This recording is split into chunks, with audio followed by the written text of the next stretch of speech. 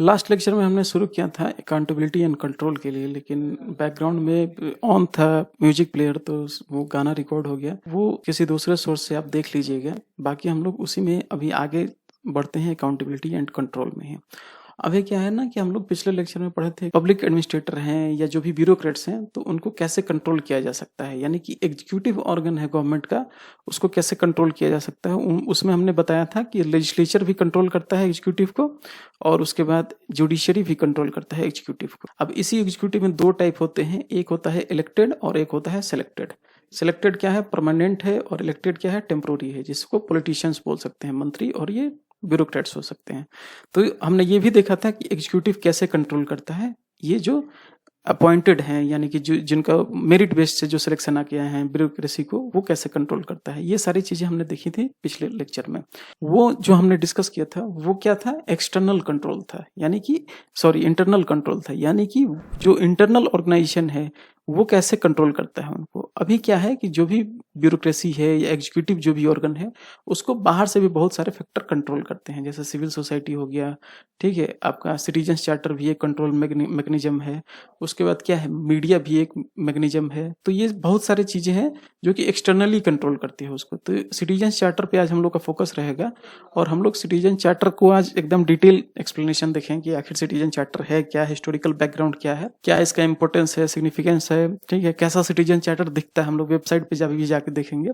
और लास्ट में हम लोग कंक्लूड करेंगे कि इसमें क्या समस्याएं हैं और वे फॉरवर्ड क्या है। तो उसमें हम लोग सेकंड एडमिनिस्ट्रेटिव रिफॉर्म्स कमीशन का जो भी रिकमेंडेशन है उस पर हम लोग चर्चा करेंगे। तो शुरू करते हैं अकाउंटेबिलिटी एंड कंट्रोल, और उसमें हम लोग आगे देखेंगे सिटीजन्स चार्टर। तो शुरू करते हैं। सिटीजन्स और एडमिनिस्ट्रेशन में आपस में बहुत रिश्ता है। वो रिश्ता कैसा है कि पब्लिक एडमिनिस्ट्रेशन क्या करता है कि सर्विसेज प्रोवाइड करता है सिटीजन को, और उसके बदले उनको क्या मिलता है, सैलरी मिलता है। वो सैलरी कहाँ से मिलता है, जो भी टैक्स के पैसे से, जो सिटीजन्स ने जो टैक्स पे किया है उसी से उनकी सैलरी मिलती है। तो इसलिए क्या है, सिटीजन्स और एडमिनिस्ट्रेशन आपस में इंटरकनेक्टेड है। नॉट ओनली सैलरी मिलती है, जो भी प्रोजेक्ट्स हैं गवर्नमेंट के, वो क्या है, एडमिनिस्ट्रेशन के ही पार्ट है। वो प्रोजेक्ट के लिए पैसा कहाँ से आता है, वो सिटीजन ही पे करते हैं टैक्सेशन के थ्रू। तो ये दोनों आपस में दोनों का रिश्ता है। तो सिटीजन क्या एक्सपेक्ट करते हैं कि ये हमें सर्विस प्रोवाइड करें, और इसके बदले ये इनको टैक्स देते हैं, इसलिए ये इंटरकनेक्टेड है। ये जो इंटरकनेक्शन ये जो है लाइमलाइट में कब आया था, जब एक नया तरह का कॉन्सेप्ट आया था वेलफेयर स्टेट का। वेलफेयर स्टेट में क्या था कि सरकार जो कॉलोनाइजेशन के टाइम में एक तरह से स्टेट जो था ऑथोरिटेरियन था, ठीक है। उसके बाद क्या आया, धीरे धीरे शिफ्ट आ गया कि हम लोग वेलफेयर पे ज्यादा काम करेंगे। किसके वेलफेयर पे, सिटीजन्स के। सरकार का ये मत था कि सरकार ही सारी सर्विसेज प्रोवाइड कराएगी, इसलिए सब चीज का नेशनलाइजेशन आपको देखने को मिलता था। हर एक फील्ड में गवर्नमेंट ही था, वही सर्विसेज प्रोवाइड कराता था। लेकिन इसमें बहुत सारी परेशानियां थी, ठीक है, जिसके चलते लोगों में एक तरह से रोष का माहौल था। रोष का क्या मतलब, हॉस्टिलिटी थी। किसके किसके बीच में, जो एडमिनिस्ट्रेटर हैं और जो सिटीजन्स हैं उनके बीच में हॉस्टिलिटी आपको देखने को मिलेगा। ये हॉस्टिलिटी क्यों थी, क्योंकि जो भी एडमिनिस्ट्रेटर थे उनका हाई हैंडेड बिहेवियर था। जैसे पुराने फिल्मों में आप देखेंगे माई बाप वाला कॉन्सेप्ट था कि जो एडमिनिस्ट्रेटर थे वो अपने आप को माई बाप टाइप समझते थे, जो राजा टाइप, ठीक है, और जो प्रजा और जो जिसको सर्विसेज देना है यानी सिटीजन्स को, उसको प्रजा टाइप समझती थी। तो ये क्या था, इसके चलते दोनों में हॉस्टिलिटी थी। और दूसरे क्या था, जो भी पब्लिक थे उनको अपने राइट्स के बारे में पता नहीं था। क्यों, क्योंकि इलिटरेसी बहुत ज्यादा था। तो इसीलिए ये इफेक्टिव तरीके से काम नहीं कर सकते थे, क्योंकि इनका सोच माइंडसेट कुछ ऐसा था, ये उनसे वो चीजें ले नहीं पाते थे, क्योंकि इनके पास उतना नॉलेज नहीं था या उतना राइट्स के प्रति अपने जागरूक नहीं थे। इसके लिए इन दोनों के बीच में क्या हो गया, एलिनेशन हो गया। एलिनेशन का मतलब क्या होता है, एलियन से वर्ड से बना है एलिनेशन। कहने का मतलब, अगर सरकार आपको कुछ सर्विसेज नहीं दे रही है तो आप सरकार से एक तरह से विमुख हो जाते हो। आप सोचते हो कि अरे यार ये सरकारी है, सरकारी अस्पताल है, क्यों जाऊं मैं इसमें। वो क्या है, एलिनेशन है एक तरह से। तो इस एलिनेशन को खत्म करने के लिए और सरकार को यानी एडमिनिस्ट्रेशन को और ज्यादा अकाउंटेबल बनाने के लिए, ठीक है, यानी अकाउंटेबल और साथ साथ में पीपुल फ्रेंडली बनाने के लिए सिटीजन चार्टर का कॉन्सेप्ट आता है एग्जिस्टेंस में। तो एक तरह से हिस्टोरिकल बैकग्राउंड आप अगर देख लेंगे किसी चीज का, तो आपको थोड़ा चीजें समझने में ज्यादा आसान होगी डायरेक्ट उस टॉपिक पे जंप करने से पहले। तो हमने देख लिया कि क्या क्या कारण थे। अब हम लोग कुछ लोग हिस्टोरिकल बैकग्राउंड देखेंगे, क्या क्या उसकी उत्पत्ति कहाँ हुई, कैसे हुई, उस पर चर्चा करेंगे। सबसे देखते हैं पहले हिस्टोरिकल बैकग्राउंड क्या है। तो एक्चुअली ये लंदन में आया था, सब यूके हर चीज में आपको आगे था शुरू से, और यूके का ही फिलोसफी हर जगह लोग फॉलो करते हैं मोस्टली, क्योंकि कॉलोनाइजेशन उसी ने किया था, और उसकी जो भी लेगेसी है, उसी को कैरी आउट किया जाता है आगे। तो बाद में भी उसका एक तरह से आधिपत्य रहा हर एक चीजों पे। तो देखते हैं इसका हिस्टोरिकल बैकग्राउंड। 1970 का जो दशक था वो एकदम क्राइसिस से भरा हुआ था। पूरे वर्ल्ड में एक तरह से आपको क्राइसिस देखने को मिल रहा था, ठीक है। क्यों? क्योंकि एक कंसेप्ट आया था वेलफेयर स्टेट का। वेलफेयर स्टेट के चलते बहुत सारी क्राइसिस आ गई थी। अब सरकार हर चीज अपने हाथ में ले रही थी, ठीक है। प्राइवेट प्लेयर को अगर मौका नहीं दे रही थी, वही सब काम कर रही थी तो पब्लिक के वेलफेयर के लिए। इससे क्या था, एक तो रैम्पेंट करप्शन था, ठीक है। तो जो भी चीजें हैं ऊपर से नीचे तक पहुंच नहीं पा रहे थे क्योंकि ट्रांसपेरेंसी नहीं थी, करप्शन ज्यादा था। दूसरे कि जो भी डेवलपिंग कंट्री थे वो क्या है, तुरंत कॉलोनाइजेशन से बाहर निकले थे, उनके पास रिसोर्सेज की बहुत ज्यादा कमी थी। रिसोर्सेज नहीं होने के चलते क्या था, एक क्राइसिस का माहौल था। तो इसके बाद क्या है कि यूके में एक नई तरह की फिलोसफी आई और पूरे वर्ल्ड में ही देखने को मिली, न्यू राइट फिलोसफी, ठीक है। New right philosophy, new liberal approach, इस पे सेपरेट मैंने वीडियो बना के रखे हैं, आप देख सकते हैं इसको। ये सारी चीजें क्या है, इनके बस कहने का यही मतलब था कि ये स्टेट के जो एक्टिविटीज हैं उनको ये कर्व करना चाहते थे। कर्व इन द सेंस कि उसको खत्म नहीं करना चाहती थी स्टेट को। ये चाहते थे कि स्टेट रोल बैक हो, यानी कि स्टेट हर एक चीज से पीछे हट जाए। जैसे एयर इंडिया आज पीछे हट रहा है ना, बेच रहा है, वैसे ही डिसइन्वेस्टमेंट टाइप का। तो स्टेट को रोल बैक हो जाना चाहिए। स्टेट स्मॉल होना चाहिए बट इफेक्टिव होना चाहिए। Small state but effective state कहने का मतलब क्या है, स्टेट एक तरह से रेगुलेटर का काम करे, ना कि एक तरह से, एक वर्ड आता है ना स्टीयरिंग रेदर देन रोइंग। तो रोइंग क्या है, नाव जो खे रहा है वो रो कर रहा है, यानी वही मेहनत कर रहा है। स्टीयरिंग क्या है कि बस डायरेक्शन प्रोवाइड कराए। तो सरकार का काम ये क्या है, बोल रहा था कि सरकार को घटना चाहिए हर चीज में।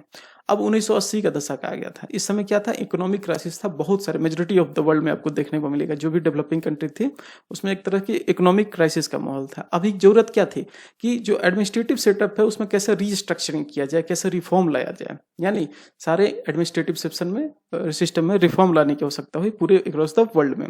तो अभी क्या है कि गवर्नमेंट को अभी एकदम छोटा बनाना था, ठीक है। लेसर प्रेजेंस चाहिए था उसका, बट इफेक्टिव प्रेजेंस चाहिए था। इसमें क्या हुआ कि 1980 के दशक में मेन एम क्या था, स्ट्राइक फॉर 3E। 3E क्या है, इकोनॉमी, इफिशियंसी, इफेक्टिवनेस, यानी कि फोकस इसी पे था। इसी पे फोकस करके ब्रिटिश गवर्नमेंट बहुत सारे रिफॉर्म्स लेके आई, ठीक है। उसको उसमें जो सबसे पहला था एफिशिएंसी स्क्रूटनाइजर, 1979 में ये रिफॉर्म लेके आई थी, ठीक है। उसके बाद फाइनेंशियल मैनेजमेंट इनिशिएटिव 1982 में। उसके बाद क्या था, नेक्स्ट स्टेप प्रोग्राम 1988 में। ये जो सारे रिफॉर्म थे ये क्या है, एक तरह से फाउंडेशन प्रोवाइड किया सिटीजन चार्टर के लिए, ठीक है। यानी कि एक तरह से बेस दिया, उसके बाद ही सिटीजन चार्टर आया। अब हम लोग इनको डिटेल में क्यों नहीं डिस्कस कर रहे हैं, क्योंकि ये यूके का है। इससे हमको मतलब नहीं है कि वहां क्या पॉलिसी आई, क्या फिलोसफी आई। हम लोग जस्ट एक हिस्टोरिकल बैकग्राउंड देख रहे हैं। बस यही देखिए कि गवर्नेंस को और अकाउंटेबल बनाने के लिए ये सारे प्रोग्राम लाए गए थे, ठीक है, ताकि इकोनॉमी, इफिशियंसी, इफेक्टिवनेस आए। तो सिटीजन चार्टर का यही बेस बनता है। उसके बाद क्या हुआ कि 1991 में जॉन मेयर जो थे वहां के प्राइम मिनिस्टर थे, कहाँ के, यूके के। ये क्या किया, सिटीजन चार्टर लॉन्च किए जून 1991 में, कहाँ, ब्रिटेन में, ठीक है। तो कॉन्टेक्स्ट क्या था इसका, new public management. New public management क्या कहता है, इस पे भी मैंने सेपरेट लेक्चर बना रखा है। न्यू पब्लिक मैनेजमेंट कहता है कि जो भी एडमिनिस्ट्रेशन है उसको मोर हमने बिजनेस लाइक बनाना है, ठीक है। मोर बिजनेस लाइक बनाने का मतलब ऐसा है कि जो प्राइवेट ऑर्गेनाइजेशंस हैं उसमें इकोनॉमी इफेक्टिवनेस आपको देखने को मिलता है, इकोनॉमी एफिशिएंसी रहता है प्राइवेट ऑर्गेनाइजेशन में। तो क्योंकि उनका जो प्रोसीजर है वो उनका प्रोसीजर इफेक्टिव है, जबकि पब्लिक ऑर्गेनाइजेशन में जो प्रोसीजर है वो ज्यादा इफेक्टिव नहीं है। तो जो भी प्राइवेट ऑर्गेनाइजेशन है उसके जो भी एक तरह से प्रोसीजर्स हैं उसको अडॉप्ट करना पब्लिक ऑर्गेनाइजेशन में, इसको हम लोग बोलते हैं न्यू पब्लिक मैनेजमेंट। यही कॉन्सेप्ट है न्यू पब्लिक मैनेजमेंट का, यानी कि मोर बिजनेस लाइक बनाना, मोर प्राइवेट लाइक बनाना, ठीक है। मेन एम क्या था इसके पीछे, कि जो गैप बन गया है सिटीजन्स और गवर्नमेंट के बीच में, उस गैप को कम करना, ठीक है। इससे क्या होगा आगे कि ट्रांसपेरेंसी आएगी और ओपननेस आएगी। अगर ट्रांसपेरेंसी और ओपननेस आएगी किसी भी सिस्टम में तो वो क्या होगा, और ज्यादा अकाउंटेबल बनेगा, और ज्यादा आंसरेबल बनेगा, ठीक है। तो यही कारण था न्यू पब्लिक मैनेजमेंट के दौर में सिटीजन चार्टर लाने का, ताकि ट्रांसपेरेंसी, ओपननेस, अकाउंटेबिलिटी बनी रहे।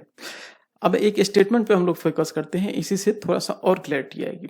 इसको पढ़ते हैं, the efficacy of the state और government depends more upon the participation of the people, that is decentralised and democratic system. ये क्या लाइन था, ये एक तरह का बिलीफ था कि जो भी इफिशियंसी है किसी भी स्टेट और गवर्नमेंट की, वो डिपेंड करता है ज़्यादा से ज़्यादा पार्टिसिपेशन से। यानी ज़्यादा से ज़्यादा अगर डिसेंट्रलाइजेशन होगा, ज़्यादा से ज़्यादा डेमोक्रेटिक सिस्टम बनेगा, तो उतना ही ज़्यादा इफेक्टिव होगा गवर्नमेंट का जो भी प्रोग्राम, पॉलिसी या ऑर्गेनाइजेशन है, उसमें इफिकेसी कब आएगी? जब ये सारी चीज़ें होंगी, डिसेंट्रलाइजेशन और डेमोक्रेटिक सिस्टम।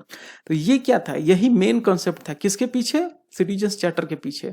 ठीक है, सिटीजन्स चार्टर के आने के पीछे यही था, कॉन्सेप्ट ऑफ पार्टिसिपेशन। ठीक है, ताकि लोगों का भी पार्टिसिपेशन रहे, तो उससे क्या होगा? इफिशियंसी आएगी।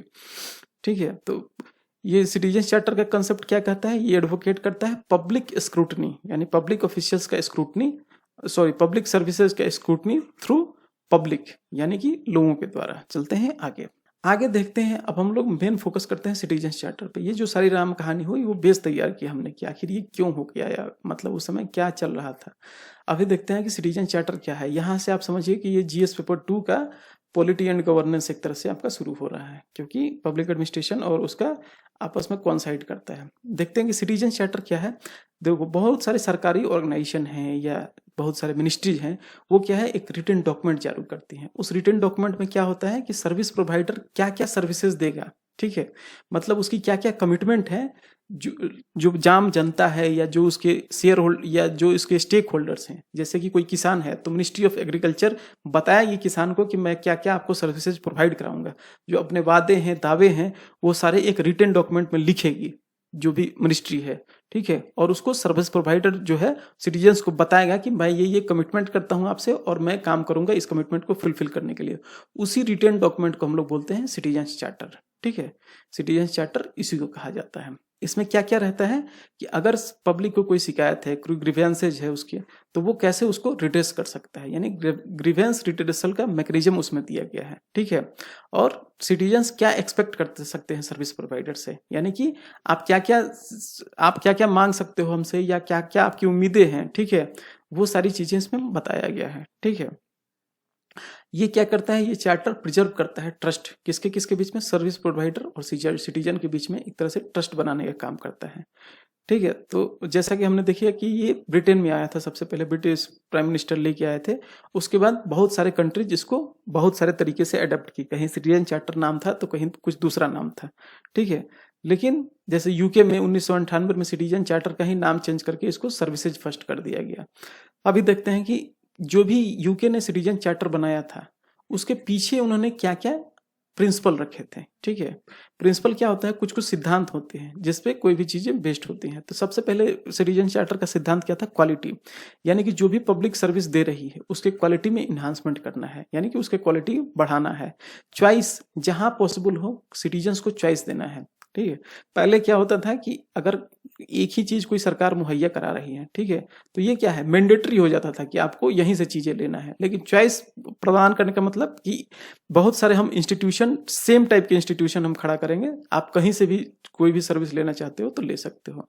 तो चॉइस बढ़ाना था, स्टैंडर्ड सेट करना था। ठीक है, कि आप हमसे क्या एक्सपेक्ट कर सकते हो और हम आपको क्या स्टैंडर्ड प्रदान करेंगे, और अगर स्टैंडर्ड मेट नहीं हुआ आपका, ठीक है, अगर ये स्टैंडर्ड फुलफिल नहीं हुआ तो आप उसके बाद क्या करोगे। ठीक है, अगला क्या है, value for tax payer money, यानी कि जो भी टैक्स का पैसा आता है उससे जितने वैल्यू में हमें पैसा आता है उसको वापस रिटर्न करना है सेम वैल्यू के साथ। ठीक है, ऐसा नहीं कि जो सिटीजन्स हमको काफी पैसा दे रहे हैं लेकिन हम उसके बदले एक तरह से पैथेटिक सर्विस दे रहे हैं, वैसा नहीं, वैल्यू फॉर मनी चाहिए था। अकाउंटेबिलिटी और ट्रांसपेरेंसी इसके कीवर्ड हैं, इसको याद ही रख लीजिए। तो क्या है कि इंडिविजुअल के लेवल पर, ऑर्गेनाइजेशन के लेवल पर क्या है, अकाउंटेबिलिटी बढ़ाने का काम था सिटीजन चार्टर का, यानी कि प्रिंसिपल था इसके पीछे का सिद्धांत यही था। ट्रांसपेरेंसी किसमें, रूल्स, स्कीम, प्रोसीजर और ग्रीवेंसेज, हर केस में ट्रांसपेरेंसी लाना, ये एक तरह से इसका प्रिंसिपल था। अभी देखते हैं कि यूके ने इसको अडॉप्ट किया, लेकिन बहुत सारे कंट्री में इसको डिफरेंट नेम्स और डिफरेंट फॉर्म में अडॉप्ट किया, लेकिन ये जो बेसिक आइडिया था वो सेम था।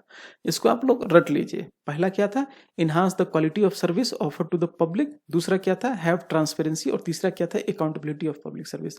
ये तीनों क्या है, इसका कीवर्ड है सिटीजन चार्टर के। अगर ये तीन याद रख लिया तो 3 पॉइंट आप लिख सकते हो किसी भी आंसर में। चलते हैं आगे।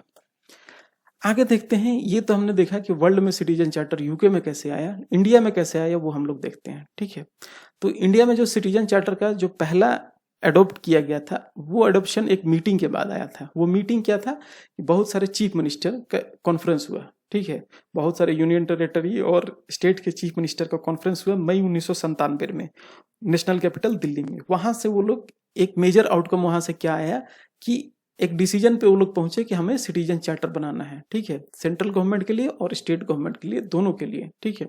हम लोग शुरुआत कहाँ से करेंगे, वैसे सेक्टर जहां लार्ज पब्लिक इंटरफेस हो, यानी कि जहां से लोगों का ट्रांजेक्शन बहुत ज्यादा हो, जैसे कि railway, telecom, post, public distribution system. इसके लिए हम लोग पहले सिटीजन चार्टर बनाएंगे, उसके बाद धीरे धीरे करके सारे डिपार्टमेंट्स और सारे ऑर्गेनाइजेशन के लिए हम लोग सिटीजन चार्टर बनाएंगे। तो पहला कॉन्सेप्ट कहाँ से आता है, यही जो कॉन्फ्रेंस हुआ था चीफ मिनिस्टर का और यूनियन टेरिटरी के मिनिस्टर का 1997 में, ठीक है। तो चार्टर में ये बताया गया, इस मीटिंग के बाद ये मैंडेट सामने निकल के आया कि इसमें हम लोग क्या क्या इंक्लूड करेंगे, सर्विस सेंटर स्टैंडर्ड इंक्लूड करेंगे, टाइम लिमिट हम प्रिस्क्राइब करेंगे कि लोगों को हम इतने दिन में सर्विस प्रोवाइड करा सकते हैं, वो चीजें उसमें लिखेंगे। मैकेनिज्म हम बताएंगे कि कैसे कोई ग्रीवेंसेज है तो उसको कैसे आप एड्रेस कर सकते हो, उसका शिकायत को कैसे सुनवाई की जा सकती है, ठीक है। तो ये सारी चीजें उसमें बताई गई। उसके बाद एक और ये इसको याद रखिएगा आप लोग, ये इंपॉर्टेंट है, department of administrative reforms and public grievances, ठीक है। ये क्या है, एक डिपार्टमेंट है, ये किसके अंडर में आता है, ये आता है मिनिस्ट्री ऑफ पर्सनल के अंदर में, ठीक है। उसका पूरा नाम है ministry of personnel, public grievances and pension, ठीक है। Ministry of personnel, public grievances and pension, इसके अंदर में एक डिपार्टमेंट आता है। इसी को काम सौंपा गया कि आप सिटीजन चार्टर कैसे फॉर्मुलेट करना चाहिए, क्या क्या उसका स्ट्रक्चर होना चाहिए, कैसे फॉर्मुलेट करेंगे, सारा कोऑर्डिनेशन का काम इसी को दिया गया है, department of administrative reforms and public grievances को, ठीक है। तो इन्होंने सिटीजन चार्टर, अगर इनके वेबसाइट पे आप जाएंगे तो सारे सिटीजन चार्टर आपको मिल जाएंगे जितने भी अभी तक बने हैं, और ये बताते भी हैं कि कैसा सिटीजन चार्टर आपको कैसे बनाना है, हर एक ऑर्गेनाइजेशन का कैसा होना चाहिए सिटीजन चार्टर, ठीक है। तो इंडिया ने क्या किया, इंडिया ने यूके का मॉडल अडॉप्ट किया सिटीजन चार्टर बनाने में, लेकिन उसमें अपना एक एडिशनल कंपोनेंट डाल दिया, ठीक है। इसमें क्या इंक्लूड किया कि एक्सपेक्टेशन फ्रॉम क्लाइंट्स, यानी कि जो भी क्लाइंट्स हैं, जैसे अगर मिनिस्ट्री ऑफ एग्रीकल्चर की वेब है तो फार्मर एक तरह का उसका क्लाइंट हो गया, तो क्लाइंट से क्या एक्सपेक्टेशन है वो भी सिटीजन चार्टर में मेंशन मिलेगा, आपको देखने को मिलेगा। मैं अभी देखूंगा वेबसाइट जो जाके दिखाऊंगा। तो ये जो है department of administrative reforms and public grievances, ये वेबसाइट पे आप जाएंगे तो कम से कम 700 आपको सिटीजन चार्टर देखने को मिलेगा, सारे गवर्नमेंट एजेंसी के जितने भी इंडिया में हैं, ठीक है। अब क्या है कि इसको कोई लीगल बैकिंग नहीं थी, ठीक है। एक तरह से बन गया था कि हाँ सिटीजन चार्टर बनाना है, सबको अडॉप्ट करना है, लेकिन इसमें कुछ इसके एक्ट नहीं था इसके पीछे, यानी कि कोई कॉन्स्टिट्यूशनल बैकिंग नहीं थी इसके पास, ठीक है। तो इसके लिए क्या किया सरकार ने, सोचा कि हम लोग एक बिल लेके आएंगे इसके लिए। तो एक बिल आया, the right of citizen for time bound delivery of goods and services and redressal of their grievance bill 2011 में। लेकिन ये अनफॉर्चुनेटली क्या हुआ, लोकसभा में दिसंबर 2011 में गया, उसके बाद स्टैंडिंग कमेटी के भी पास किया, उसने अपना रिपोर्ट दिया 2012 में, लेकिन 2014 में क्या हुआ, लोकसभा जब डिजॉल्व हुआ उसके साथ साथ ये बिल भी लैप्स कर गया, ठीक है।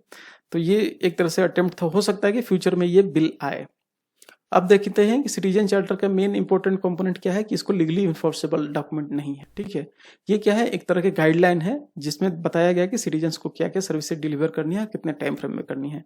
यानी कि अगर आपको वो सर्विसेज मिल नहीं पाती हैं तो आप कोर्ट के पास नहीं जा सकते हो कि देखिए तू ऐसा बोला था लेकिन मुझे मिल नहीं रहा है। तो ये क्या है, जस्ट एक गाइडलाइन है, इसीलिए क्या है इसमें लीगल बैकिंग की जरूरत है।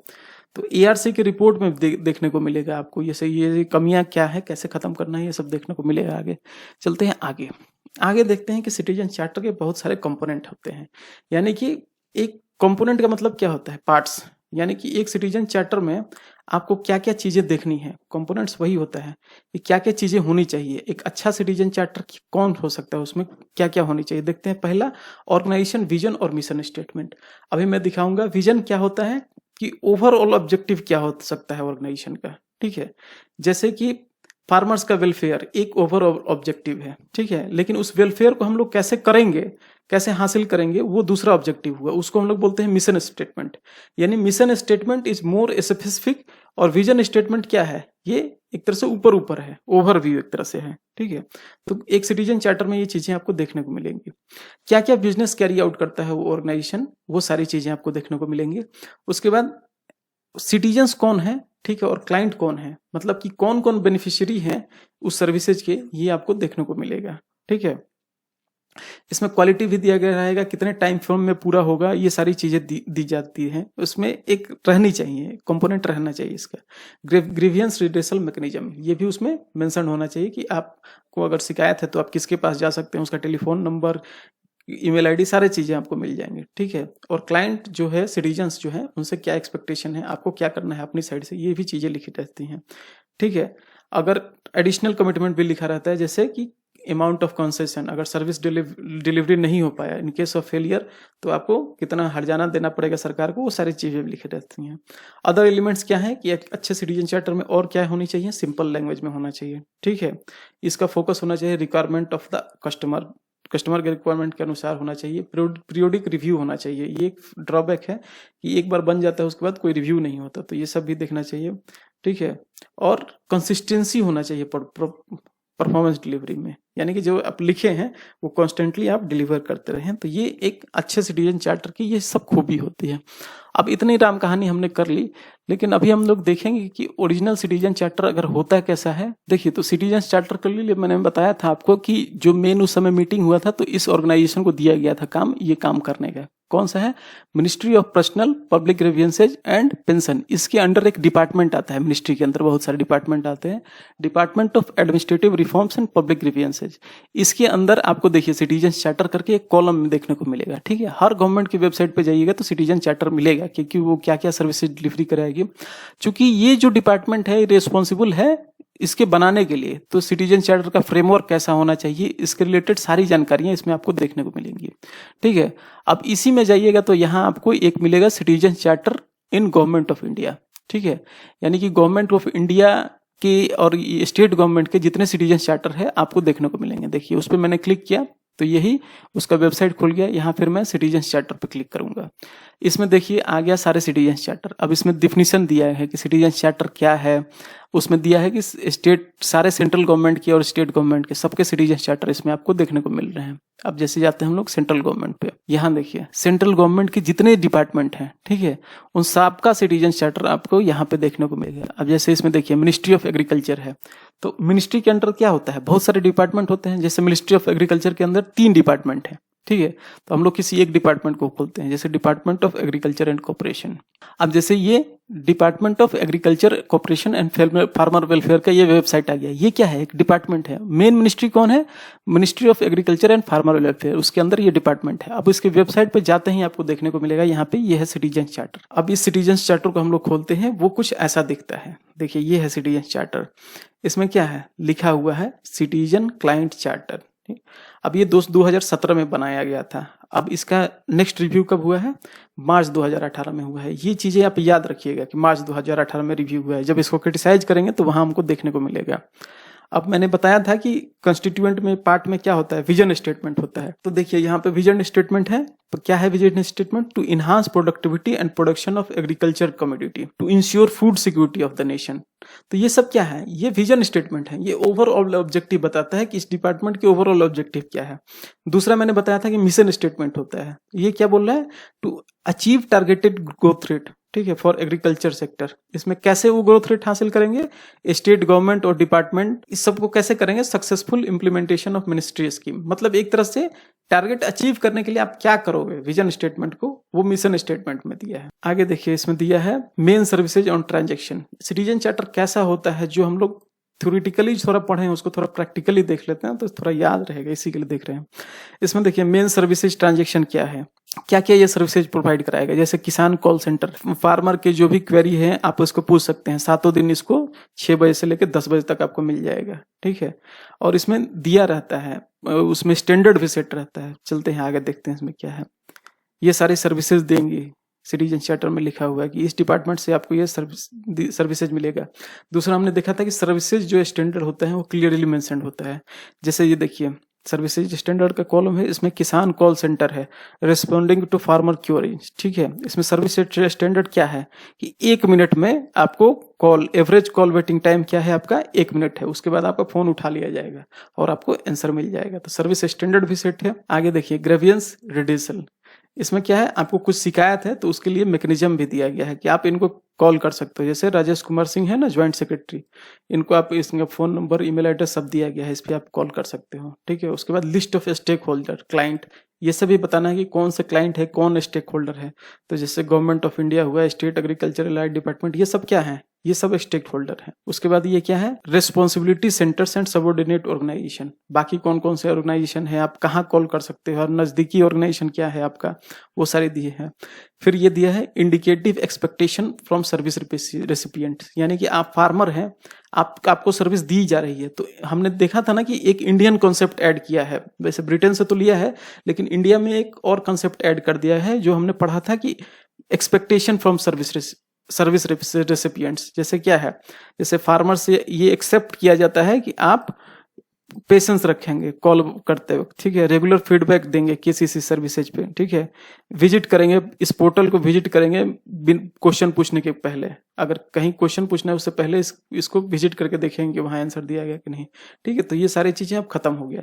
ये सब चीजें आपको देखने को मिली थी कहाँ, जब हम डिस्कस कर रहे थे क्या, बेसिक कंस्टिट्यूएंट्स। प्रैक्टिकली देख लिए तो ज्यादा याद रहेगा। अब हम लोग लौटते हैं अपने टॉपिक पे। तो अभी हमने देख लिया सिटीजन चार्टर के क्या क्या कंपोनेंट है और क्या एलिमेंट होने चाहिए एक अच्छे सिटीजन चार्टर में। चलते हैं आगे।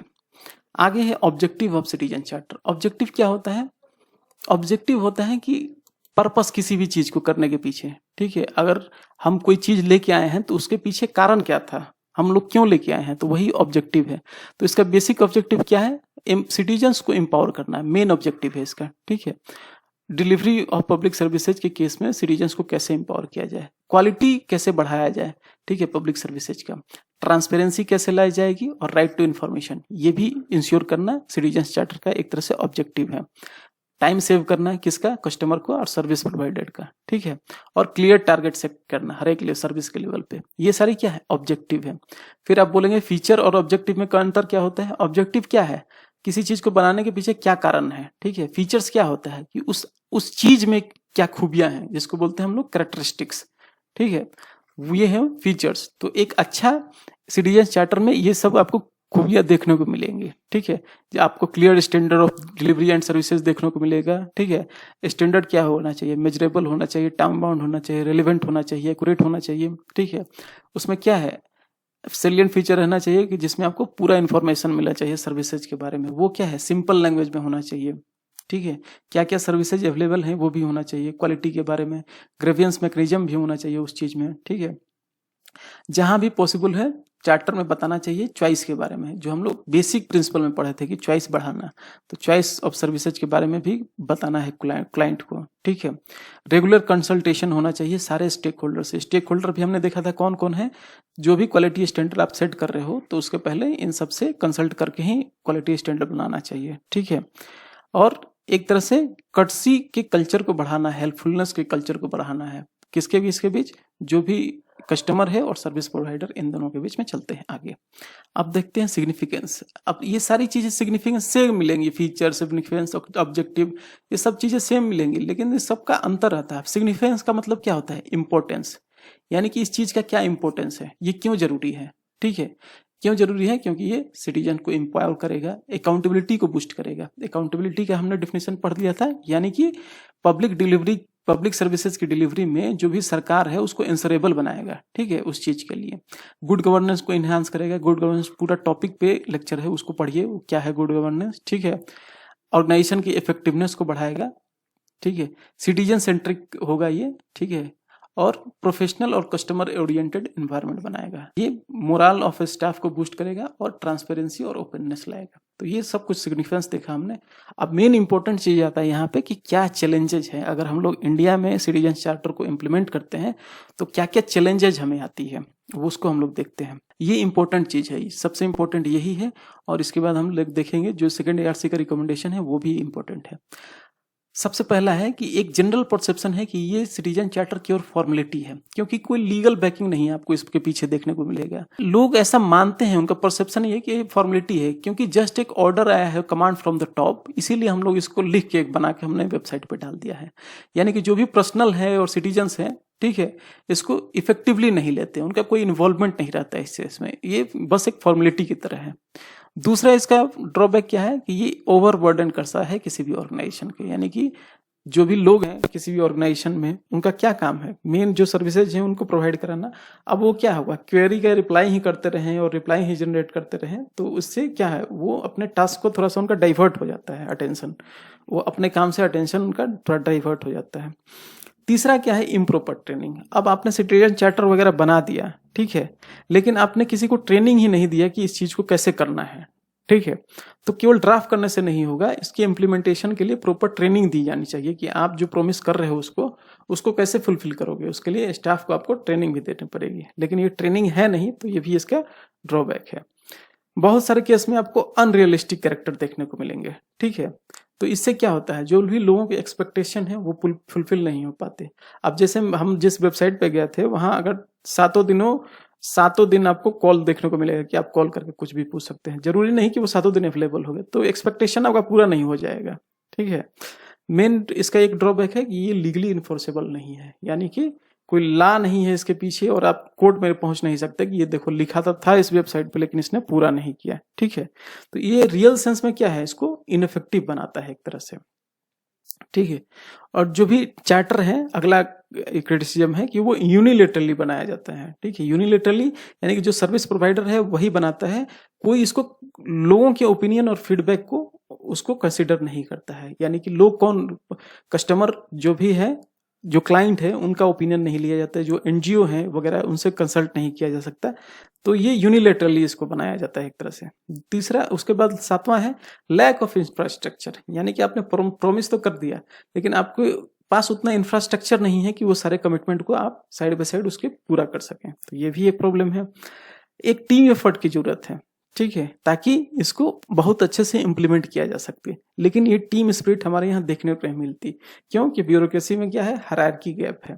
हायरार्की गैप किसके किसके बीच है, ऑफिसर और फील्ड स्टाफ के बीच। तो इससे क्या होता है, कोऑर्डिनेशन की कमी आ जाती है और लैक ऑफ मोटिवेशन होता है। मोटिवेशन नहीं रहेगा तो उस चीज के प्रति आप सही से काम नहीं करेंगे, तो उसका जो मेन गोल है वो पूरा नहीं हो पाएगा, ठीक है। और चार्टर पीरियोडिकली रिवाइज नहीं होता है। अब मैंने देखा था कि आप इसको याद रखिएगा, 2018 में वो चार्टर रिवाइज हुआ था, ठीक है, और अभी क्या चल रहा है, 2020 चल रहा है, ठीक है। तो इसमें कोई रिवीजन नहीं हुआ है उसमें, तो ये क्या है, ये भी एक तरह से ड्रॉबैक है। ये भी देखा गया है कि जो डिसेबल्ड और सीनियर सिटीजन है उनके लिए कोई स्पेशल केयर नहीं किया गया है चार्टर में, सबके लिए एक ही बनाया गया है, वन फॉर ऑल, लेकिन उनको भी ये कंसिडर करना चाहिए, ये भी एक ड्रॉबैक है, ठीक है। रूल्स और प्रोसीजर जो दिए जाते हैं वो काफी कॉम्प्लिकेटेड होते हैं, आप हो सकता है जनरल आम जनता के समझ में नहीं आए। अगला ड्रॉबैक क्या है, लैक ऑफ अवेयरनेस है, किसके बीच में, लोगों के बीच में। लोगों की सिटीजन्स क्या है, सिटीजन चार्टर के बारे में लोगों को पता ही नहीं है, कितने लोगों को, जो एग्जाम वगैरह का प्रिपरेशन करते हैं उनको तो पता है, लेकिन सिटीजन चार्टर के बारे में ना कोई पता है ना कोई देखता है। अगर उनको कोई ग्रीवियंसेज हैं तो वो कहाँ जाएं ये भी नहीं पता है। तो अगर सिटीजन चार्टर के बारे में जानकारी होगी तो वो और अकाउंटेबल बनाया जा सकता है गवर्नमेंट को, लेकिन लैक ऑफ अवेयरनेस भी एक तरह से कमी है। उसके बाद जो स्टैंडर्ड दिया जाता है वो मेजरेबल नहीं होता है, ठीक है, यानी कि कितने दिन में करना है, अगर हम लोग कोई कंप्लेंट है आपका कितने दिन में पूरा होगा, ठीक है, तो वो एक तरह से फिक्स्ड टारगेट कहीं कहीं आपको देखने को नहीं मिलता है, ये भी कमी है। जरूरी नहीं है कि सारे वेबसाइट पे मिलेगा, लेकिन हर जगह स्टैंडर्ड आपको देखने को नहीं मिलता। जनरली देखा गया है कि जो भी ऑर्गेनाइजेशन है वो खुद ही कीन नहीं होती। कीन का मतलब क्या होता है कि खुद से आप इनिशिएटिव लेके कोई काम करना, उसको बोलते हैं कीन, एक तरह की जागरूक जिज्ञासु टाइप का। तो वो अपने चार्टर की एडहेरेंस में वो जागरूकता नहीं, दिलचस्पी नहीं दिखाते। कौन, ऑर्गेनाइजेशन के लोग, या ऑर्गेनाइजेशन खुद ही उसके इम्प्लीमेंटेशन में एक तरह से नहीं दिखाता, खुद सहयोग नहीं करता या इंटरेस्ट नहीं लेता। आगे देखा गया है 15वां है कि जो यूनिफॉर्म सिटीजन चार्टर की एक टेंडेंसी दिखेगी है हर एक एजेंसी में। अब मिनिस्ट्री ऑफ एग्रीकल्चर पे आपको 3 डिपार्टमेंट मिले और 3 डिपार्टमेंट का 3 चार्टर था, लेकिन ऐसा नहीं होना चाहिए। अगर देखिए कि ये अपना भारत है, इसमें देखिए कि कोई ऐसे देश हैं कि जहाँ, और कोई ऐसे राज्य हैं कि जहाँ कृषि बहुत ज्यादा होती है, कोई ऐसे राज्य हैं जो इंडस्ट्री पे डिपेंडेंट है, तो यहाँ फार्मर की अधिकता है, उनको अलग टाइप की खेती होती है। तो क्या है कि स्टेट वाइज या रीजन वाइज या ऑफिस वाइज आपको चार्टर बनाना चाहिए, ना कि एक यूनिफॉर्म चार्टर बनाना चाहिए। इट शुड बी कस्टमाइज्ड होना चाहिए as per the need of particular office and agency, ठीक है। अभी क्या है, आप वेबसाइट पे गए थे, उसमें केवल 700 ही चार्टर्ड हैं, लेकिन ये पूरे कंट्री के लिए अलग अलग चार्टर बनाने की जरूरत है और इस नंबर को और इन्हांस करने की जरूरत है। तो ये कुछ फीडबैक, ये कुछ ड्रॉबैक का है, ठीक है, कि इसके इम्प्लीमेंटेशन में ये कमियां हैं अगर सिटीजन चार्टर को इम्प्लीमेंट करें तो।